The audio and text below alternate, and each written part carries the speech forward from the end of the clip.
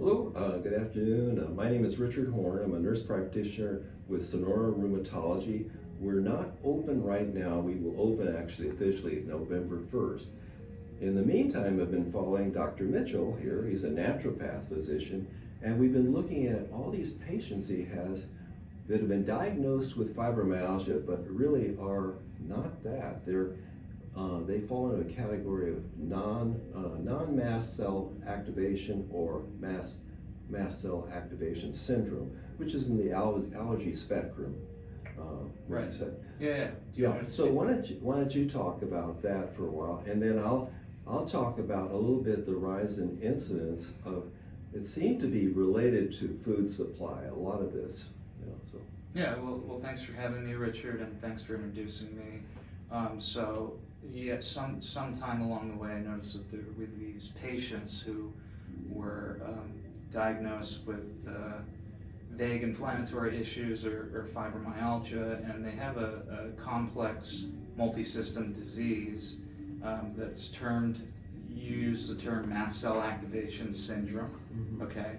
And I think what you were trying to highlight was that there's different variants of that. Right. But the bottom line is you can kind of think of it like an autoimmune disease, like a lot of the diseases that you've dealt with in rheumatology, but it's more of like a different pathway of immune activation, different from lupus, different from Sjogren's rheumatoid arthritis, that can affect any system in the body. And so sometimes these patients get called fibromyalgia, or they have a positive ANA and nobody knows what it means, but that's what we're talking about. And some of these patients too, it seems often they seem to have some part of thyroid issues. We're talking about mostly young women or up to late 40s or something. Yeah, well, the thing is, a lot of these patients don't just have one thing going on. They don't have one thing. So you know, those other comorbidities, we call them, or other problems that are in the mix. You know, the relevance of them is unclear, but obviously, if you have one inflammatory condition, you can develop other inflammatory conditions, and that's what makes this so complex. And for patients and providers to find solutions in an efficient amount of time, right? So, but yeah, you see thyroid disease, you see endometriosis, you may see a superimposed autoimmune disease, right? Because mast cell is essentially outside of the systemic mastocytosis that you were speaking of, which is a hematology, oncology type issue. And those people are typically not missed because you're not going to miss their labs or anaphylaxis or hives. You get these others that, and they're kind of in this umbrella term that we're learning more about called non-clonal mast cell activation, okay? And there's an association with hypermobility for some reason. And wait, hypermobility, what does that mean? That means you don't make glue in your body like everybody else does. So they're hypermobile, their joints, we call them Gumby, and I ask, where's Pokey, right? And they may have multiple joint dislocations, they may have history of gymnastics, so on and so forth. But hypermobility, there seems to be an association. Other autoimmune diseases, there seems to be an association. So kind of the way I explain it to some of these patients is, you are, a lot of times they're idiopathic, meaning we see the mast cell and we don't know why under this non-clonal mast cell thing. Or they could be buy one, get one free. You got thyroid disease, you got mast cell. You got hypermobility, you're Gumby, you got mast cell. You got lupus, you got mast cell. You got MS, you got mast cell. You got thyroid, you got mast cell.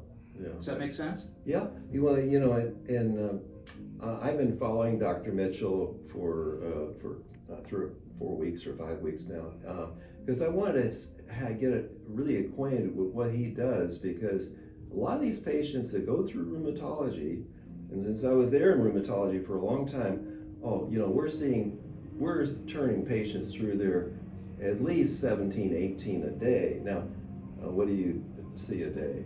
I only see 6 people a day. Yeah. I got to sit down and have an hour with them and really get down and sort this out. Exactly. And it's been cool having you there because, I mean, you fostered a new idea in my mind, which is like round table discussion. We got me, you, plus the patient. Yeah, and it's been really. I've learned a lot. I have a lot to learn from this experience, but then you look at rheumatology, and they've got, so some of these providers are pushing through 20, 30, even 40 patients a day. That's a lot. And then just stamping them with, and because if you want to make big money, you got to send these patients through really fast. Well, it's a systematic problem, right? It's a problem. And these people are trying to make a living too. Yeah. And they got to take care of a lot of people who are really sick. Yeah, and of course the providers have these huge student loans and all this, and families and so forth.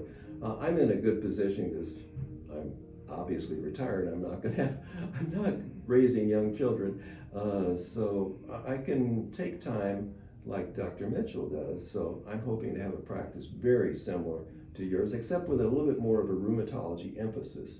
I think that's good, because what I've observed that you have done is, one of our other challenges is seronegative autoimmune disease. Right. Which is like, it's only been 70 years since we discovered around that time, the positive ANA test.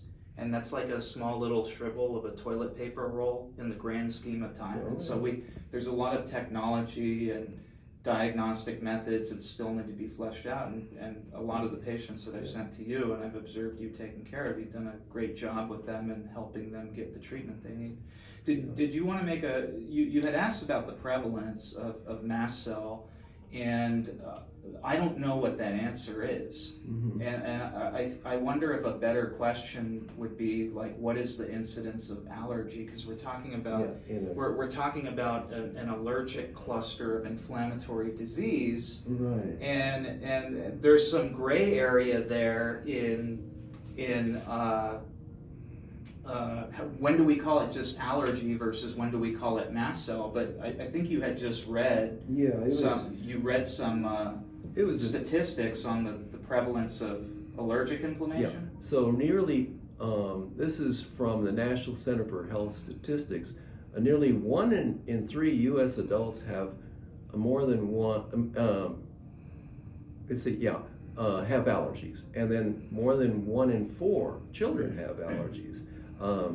And now it doesn't say, I don't see, it breaks down in different ways. I don't say what 1940 to present, what was the increase. But there is a prevalence increase, right? Yeah, there is and for just looking at lupus, or a positive ANA indicating possible lupus, that there was a 300% increase among 12 to 19-year-olds from 1988 and 2002. 12. Let me hit on I know that's an interesting point too, but I just wanted to say another thing about this mast cell thing is that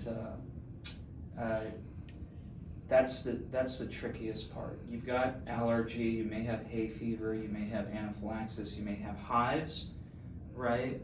And you want to think about the rest of the body and the potential for these different systems, GI, brain, nerves, heart, bladder, etc., that can be impacted by allergy. That's the point. And so you need some indication of allergy, you need 2+ systems involved, and they're usually atypical, right? They may have those typical allergy symptoms, but we got to keep our ears perked up for some of these other things. So out there, those of you that are watching, maybe, so this is when you don't get good results from, some people are cut and dried. They exactly what their problem is, and one of the great medicines work. But then others that Dr. Mitchell sees and are going to need some more complex workup, and that's what I hope that both of us can do. Great. Well, this is there anything else that you wanted to say about mast cell? I mean, I know we wanted to talk about nutrition and things like that. Yeah. Maybe we can do well, it the nutrition, as far as the nutrition part, it's just, very briefly, eat more, like your mother or grandmother said, eat more fruits and vegetables. You can still, and when you buy meat, be very careful. If you don't eat meat every day, which you really shouldn't, then you can get that really good piece of meat. I was talking to somebody just today I'd like to get a piece of really good steak, but I want it grass-fed, grass-finished. I don't want it to go into some sort of place or injected in antibiotics, etc. And chicken is really the worst. And if you're eating chicken every day, that could be a problem that it would go away if you stop that. We could visit this discussion further, because I've learned some nuances from you on that front. Yeah. But I think a next good topic for discussion would be the merits of a plant-based diet for myself. Yeah. So thanks for having me. Yeah, it was great having you here.